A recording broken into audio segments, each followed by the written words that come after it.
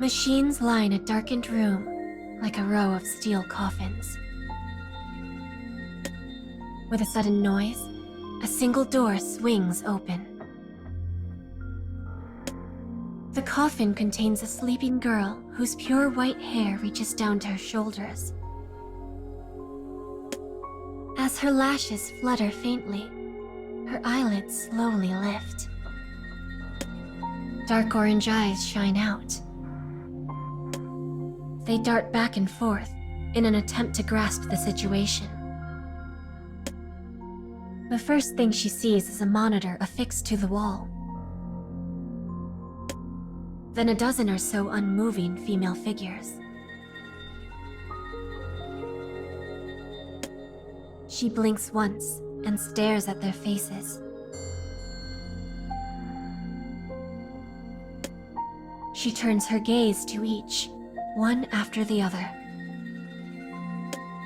After a moment, she realizes they are all identical. Eyes, hair, lips, ears, skin, clothing, height, weight. Every detail is perfectly matched.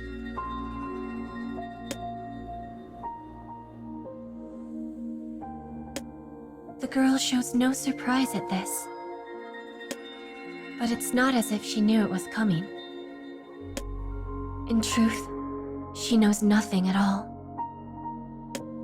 Her expression is simply blank.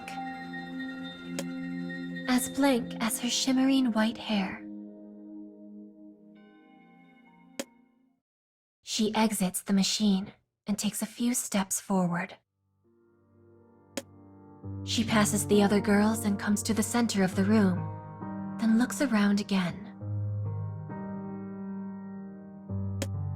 There are around a dozen girls, and an equal number of empty machines. It seems she is the last to awaken. The monitor is blank. Besides the floor and walls and ceiling, there is nothing else to the room. Having taken in the room, she now looks down at herself.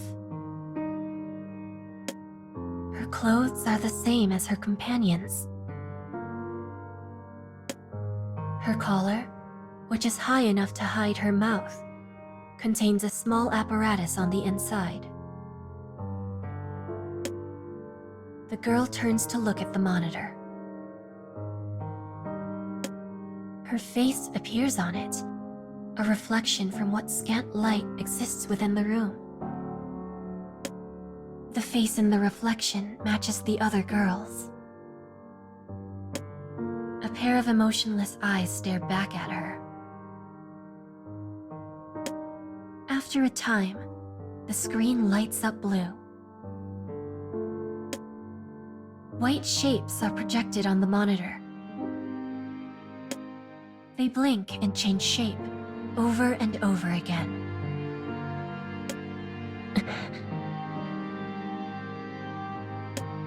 The girl understands nothing. She simply stares at the dancing figures on the screen. Suddenly, the apparatus in her collar springs to life, accompanied by a high-pitched sound. The moment it does, the girl's consciousness is flipped upside down. Voices ring in her head. Scenery dashes across her vision. Information flows inside her like a raging river. Her head feels hot. The hallucinations link together. Images become words in her consciousness as they burn into her mind. Voice, color, pain, light, heat, form, shadow. Voice, color, pain, light, heat, form, shadow. Voice, color, pain, light, heat, form, shadow.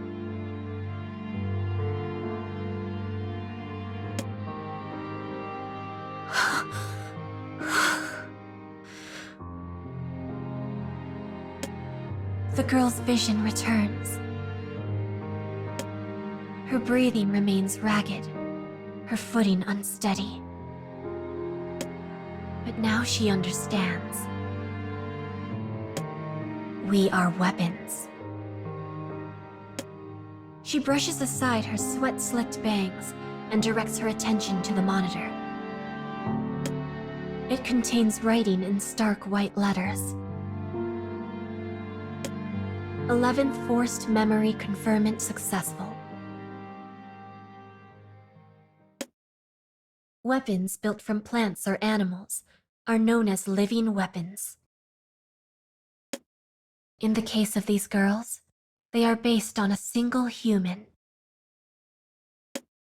From the time they were born to the moment they woke up, they were implanted with the instincts of a weapon and administered drugs that forcefully caused them to mature.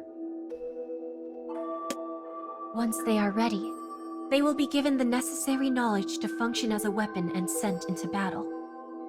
They will never know the meaning of killing or of living. Now a new mission is ready for them. The order appears on the screen.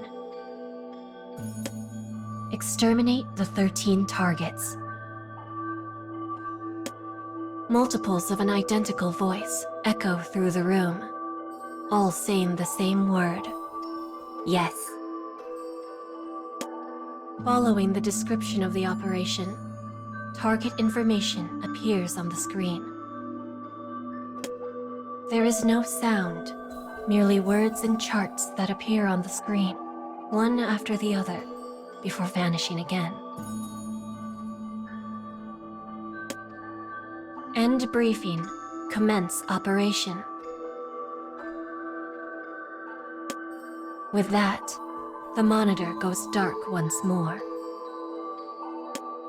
With the blue light gone, the room is again plunged into shadow. A white light pours in, tearing the gloom apart. A portion of the wall moves, granting a view of the outside world. A black van appears in the light. The girls begin their operation, piling into the vehicle with perfectly synchronized footsteps.